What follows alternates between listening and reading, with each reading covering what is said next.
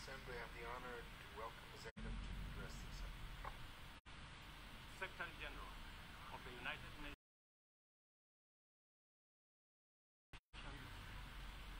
Your Excellency Antonio Guterres, Excellency, distinguished delegates, I am grateful for the immense privilege to join Your Excellencies in this distinguished assembly, a privilege made possible by peaceful, democratic transition following free and fair elections in Kenya on the 9th of August, 2022. Elections that not only stand as testimony of the universal power of democracy, but also of the manifest ability of African peoples to invest in stronger nations and a secure future, robust institutions, effective constitutions, and the impartial administration of the rule of law guarantees the achievement of shares as multiple grave challenges that include regional conflicts, the COVID-19 pandemic, the triple planetary crisis,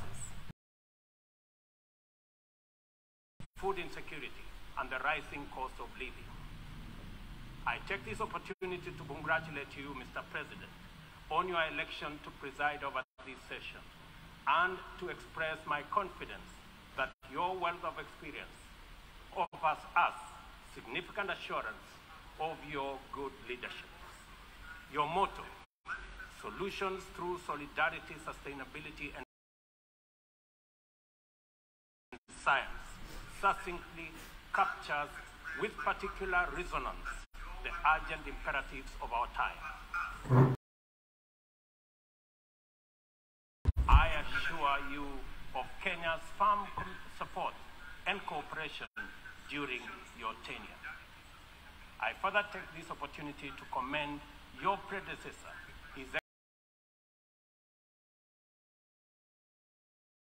Excellency Abdullah Shahid, for his bold steps in steering the United Nations community and for ensuring its business continuity under the unprecedented circumstances occasioned by multiple global threats such as the COVID-19 pandemic. Excellencies, human well-being is under grave threat. The health of the planet requires urgent attention. The immense pressure exerted by conventional threats such as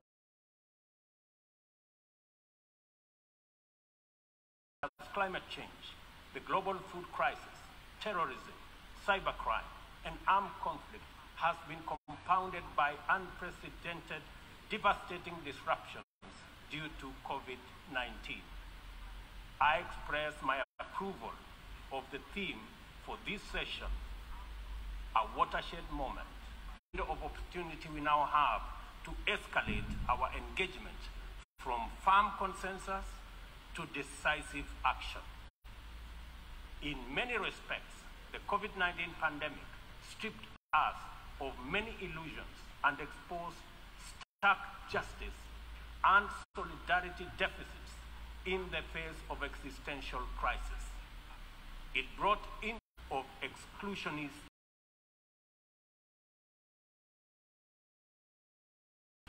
nationalism, a specter that undermines prospects of collective action and significantly impairs the resolve of the international community to that many nations, especially from the matters, as we do our best to get our people, enterprises, and industries back on their feet so that the engine of development can power our societies towards prosperity that actually leaves no one behind. Building back better is the universal rallying call to incorporate lessons learned into doing more in a better way to recover from the shock. I suggest that we have a golden opportunity to faithfully adhere to this motto by augmenting it inward and indeed with an additional B, building back better from the bottom. Building back better from the bottom upwards is essentially about including the marginalized working majority in the economic mainstream. The bottom millions relentlessly wage their daily battle for survival in a crowded arena characterized by scarcity of opportunity and generally precarious existence. The ingenuity, optimism, resilience, and energy in this ever-bustling bottom is sometimes called hustling. Invisibly to policymakers and beyond the reach of many public services, these hustlers take nothing for granted, surviving overwhelming odds and frequently succeeding greatly. In the words of Abraham Lincoln, things may come to those who wait, but only things left behind by those who hustle.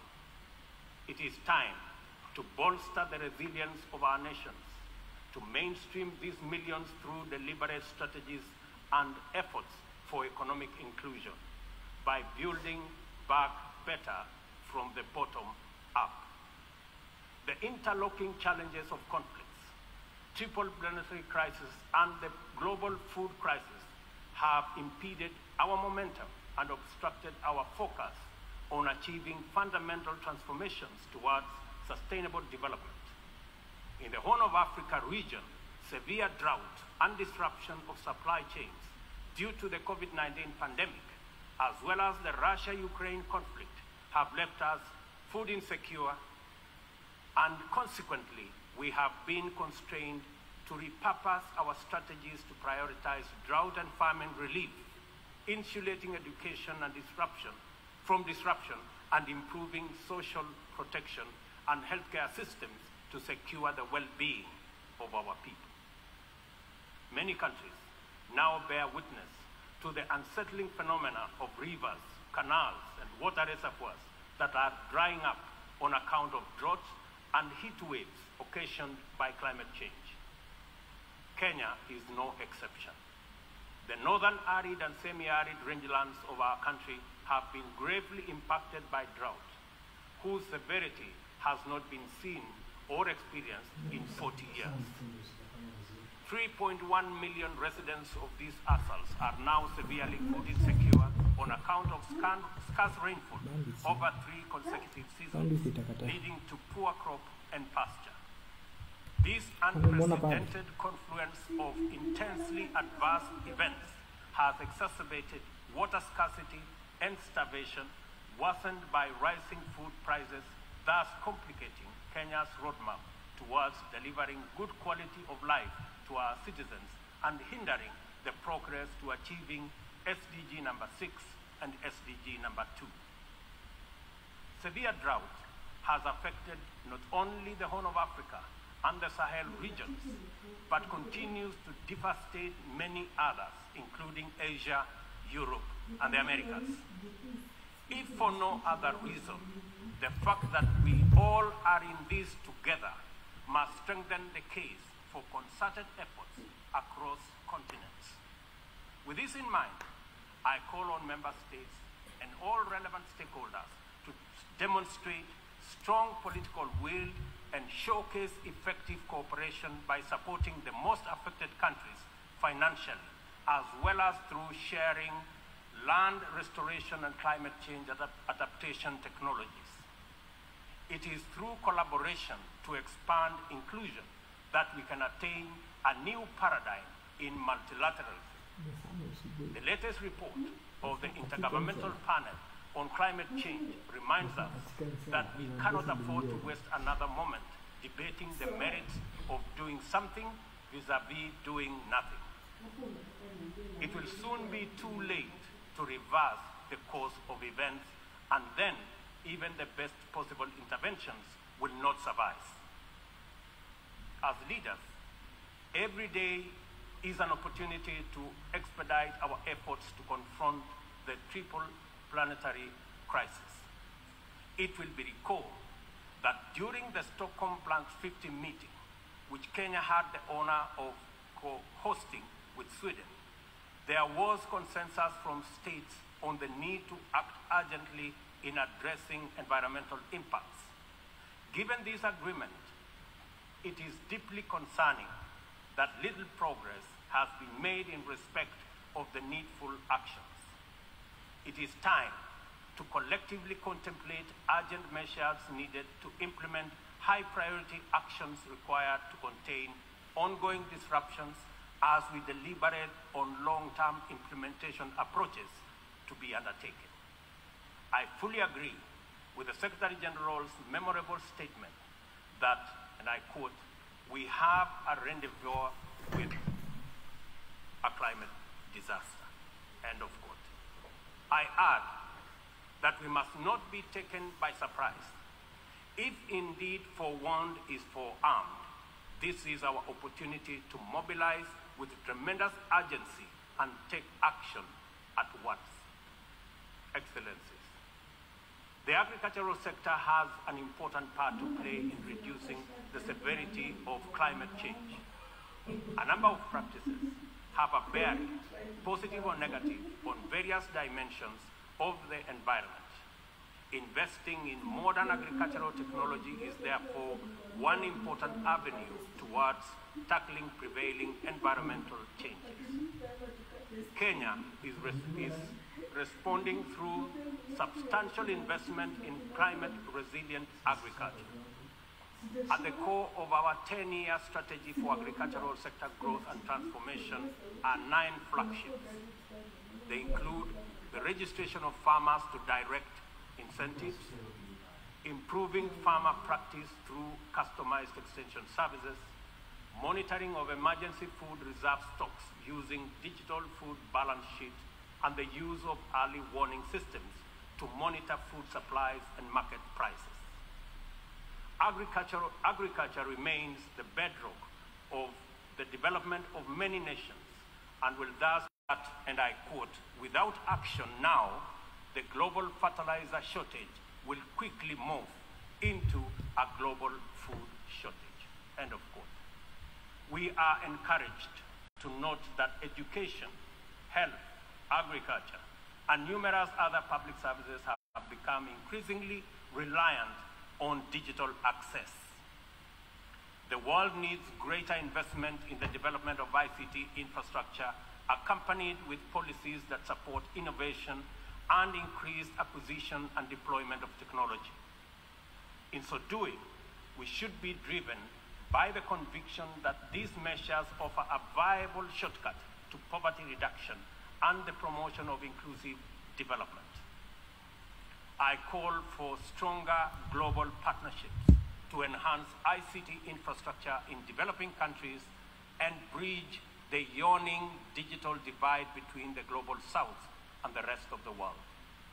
Excellencies, this 77th session of the Assembly follows the commemoration of the 50th anniversary of the United Nations Environmental Programme, UNEP, at 50, as well as Stockholm plus 50, and the 4th United Nations Ocean Conference in Lisbon. Outcomes of these conferences demanded real commitment to address global environmental concerns as a matter of urgency and for a just transition to sustainable economies that work for all people. The March 2022 landmark resolution of the 5th United Nations Environmental Assembly in Nairobi to end plastic pollution is a decisive signal to the world that the world is prepared and motivated to act on this menace. Kenya is committed to work closely with other nations to pursue legally binding instruments aimed at bringing an end to plastic pollution. As the host nation to UNEP and the UN Habitat, Kenya affirms that these critical United Nations agencies have an indispensable role in the promotion of environmental sustainability globally, as well as developing socially and environmentally sound and sustainable cities. In keeping with its strong commitment to multilateral institutions, Kenya has made available more land for the United Nations office in Nairobi to facilitate the upgrading of its complex. I take this opportunity to call on member states to complement this contribution through enhanced financing to adequately modernize the union facilities in Nairobi. Kenya remains a strong advocate for making the sustainable use of oceans and blue economy resources a development priority, holding the firm belief that significantly increased investment in this essential sector can end hunger, can also reduce poverty, create jobs, and spur economic growth. I urge the Secretary General to continue calling attention to the urgent need to develop this vital sector. In particular, I call on developed countries to invest in sustainable fishing, protect marine ecosystems, and share ocean-based climate solutions with developing countries. For our part, I am pleased to report that building on the historic 2018 Sustainable Blue Economy Conference in Nairobi, Kenya is reviewing its national blue economy strategy to strengthen community structures in participatory management of freshwater, coastal and marine resources and ecosystems. The strategy is expected to contribute to our economic development through food and nutrition security, coastal and rural development, and income increases along the aquaculture value chain. It also enhances maritime transport and tourism. We invite development partnerships to invest in Africa towards building capacity to sustainably utilize marine resources. We must rally together to make the best use of Africa's vast blue resources in developing our economies while meeting our climate targets. As we look forward to the 27th Conference of Parties to the United Nations Framework Convention on Climate Change, COP27, scheduled for Sharm el-Sheikh in Egypt, it is logical to expect that member states will shift their attention towards the development and implementation of frameworks for climate change mitigation. Accomplishment of pending actions by member states is essential for the implementation work that lie ahead. I therefore call upon all of us to urgently deliver on all commitments made towards climate change financing. On this matter, it is critical to emphasize that we are running out of time. Over the past decade, Kenya has sustained its aggressive pursuit for rapid socio-economic transformation through three principal roadmaps. First is the Kenya National Vision 2030. Second, the formal long-term blueprint aimed at transforming Kenya into a newly industrialized, upper middle-income country, providing high quality of life to its citizens in a clean and secure environment by 2030. The second has been the Africa Union's Agenda 2063, and the third, the Sustainable Development Goals. Kenya looks towards tapping into a variety of resources to catalyze the achievement of these interlocking and mutually reinforcing objectives. The disruption and ensuing crisis due to COVID-19 pandemic compelled us to diversify our focus into new interventions, including economic stimulus program, a COVID-19 economic recovery strategy, and a COVID-19 socio-economic re-engineering recovery strategy, all aimed at mitigating the adverse impacts of the pandemic. I confirm that we have done the best of everything we could in the circumstances. Nevertheless, it is not enough.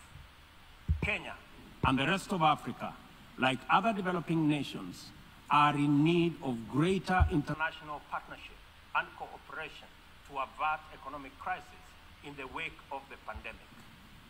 Developing countries, being heavily burdened by external debt servicing, run the risk of losing development gains due to the shocks inflicted by the pandemic and associated disruptions.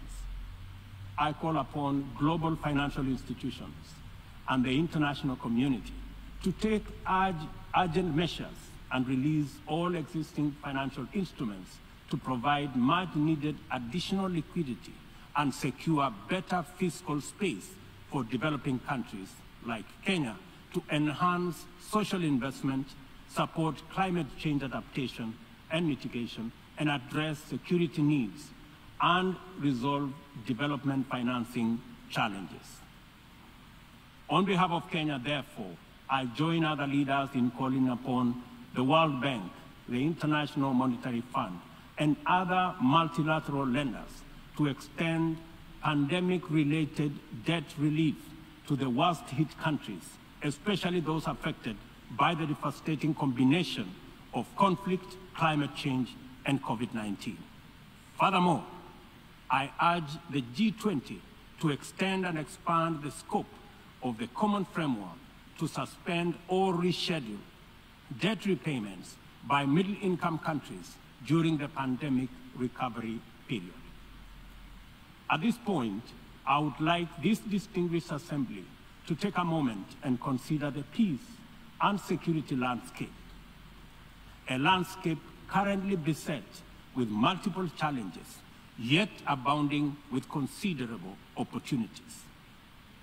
Our home region of East and Horn of Africa is in particular burdened by significant conflicts and challenges with implications for the region's development. We stand on the cusp of first opportunity for galvanizing confidence-building measures to generate and sustain momentum towards sustainable peace. In its role as an anchor state in the region, Kenya has sustained our investment in diplomatic efforts to find lasting peace in multiple situations within and beyond the region. Although some processes have yielded undeniable success, challenges remain. I therefore strongly reiterate our call for partnership towards confidence-building measures and urge more concerted efforts towards sustainable peace and stability. Kenya is currently serving in the United Nations Security Council. I am proud to confirm that our engagement over the last 2 years has prioritized regional peace and security, countering terrorism and violent extremism, peace support operations, climate and security as critical contributions to the collective efforts to build a safer, more prosperous and peaceful world. I am also proud to state that Kenya has continued to champion closer cooperation between regional mechanisms and the Security Council as an effective means to achieving international peace and security. Kenya continues to advocate the renewal of the Africa Union security architecture, which draws comparative strength from the highly productive complementarity between the United Nations, the Africa Union, and the regional economic communities. Working closely with the 2 elected African countries of the A3 in the UN Security Council, we are committed to finding a stronger Africa voice in the Council and achieving a consensus-driven, rules-based multilateral system. It is our manifest intention to see greater Pan-Africanization of the global agenda in order to make multilateralism work for the people of the world in their diversity. It is time for multilateralism to reflect the voice of farmers, represent the hopes of villagers, champion the aspirations of pastoralists, defend the rights of fisherfolk, express the dreams of traders, respect the wishes of workers, and indeed protect the welfare of all peoples of the global South. Let me express the strong collective conviction of my country that the relevance, legitimacy, and moral authority of the United Nations will forever remain deficient, undermined by the absence of comprehensive reforms of the United Nations Security Council.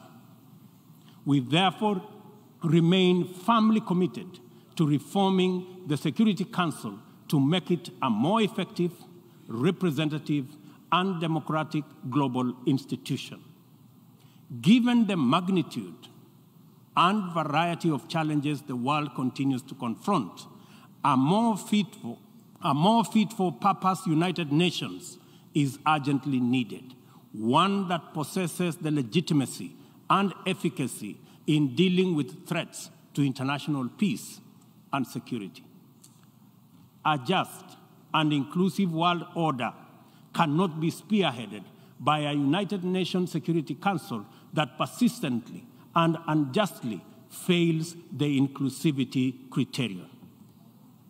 Similarly, threats to democracy will not be credibly resolved by an undemocratic and representative Security Council.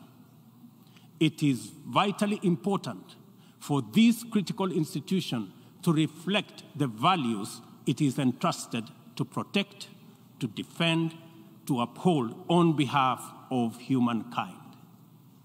We welcome the call by President Biden this morning for the expansion of the membership of the Security Council as a significant step in the right direction, and we look forward to building consensus for the actualization of the same.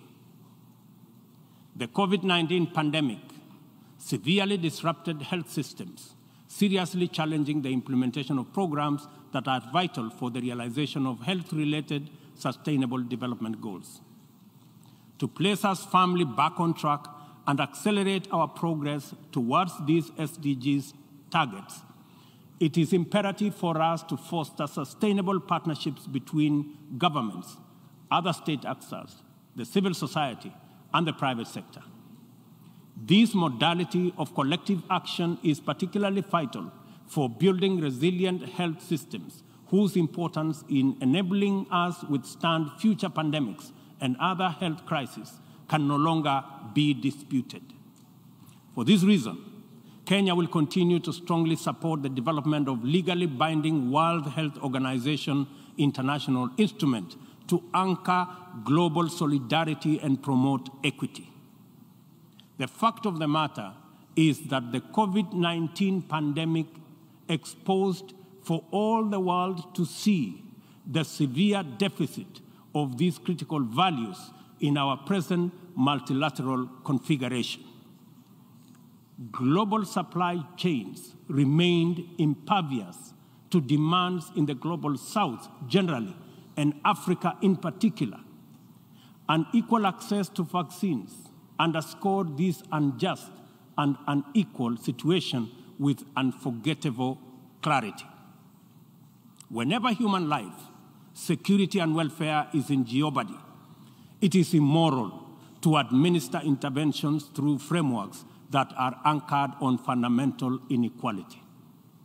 We are all witnesses to admirable demonstrations of effective solidarity in response to crises in various parts of the world. Our knowledge of the possibility of spontaneous yet resolute global solidarity reinforces the African exception as particularly repugnant. From genocides and civil conflict to famine and pandemics, the African continent is consistently left behind to bear the brunt of weak solidarity and disastrous failure of multilateralism. History indicates the last time Africa was the focal point of strong and effective multilateralism and multilateral consensus was during the Berlin Conference of 1884-1885, and the character of the ensuing interventions casts a long shadow to date. Not to put too fine a point to it, the failure of multilateralism during crises which relegate the people of Africa outside the cycle of moral consideration and normalizes humanitarian neglect and other casual injustices are failures of humanity. Nothing about Africa, and I say nothing about Africa, or its people makes it acceptable for this type of failure to persist in this era. And we have an urgent moral duty to do better, and to right this wrong. For decades, Africa has borne the brunt of 3 epidemics: the HIV, tuberculosis, and malaria. I applaud innovative partnerships like the Global Fund for their progress in addressing the 3 menaces, and also welcome the ambitious targets set for the 7th replenishment cycle. Kenya is committed to supporting the Global Fund and implementing the agreed targets in order to actualize our pledge at the replenishment conference. Kenya calls upon all countries implementing the Global Fund programs, especially fellow African states, to remain at the forefront in championing for successful replenishment of the fund. This way, the mobilization of much-needed resources is enhanced, bringing us closer to the final elimination of these dangerous diseases. In conclusion, Kenya joins the Secretary General in calling for the strengthening of multilateralism as the only sustainable path to a peaceful, stable, and prosperous world for all. This is the imperative of our time and the call of this moment. It is time to work on the trust deficit with stronger conviction that none of us is really safe until all of us are safe. The theme of the 77th session, and I quote, "A watershed moment, transformative solutions to interlocking challenges," end of quote, demands that we recognize the crises we must confront are interlinked in a complicated way. They can only be effectively addressed through more imaginative strategies and innovative formula.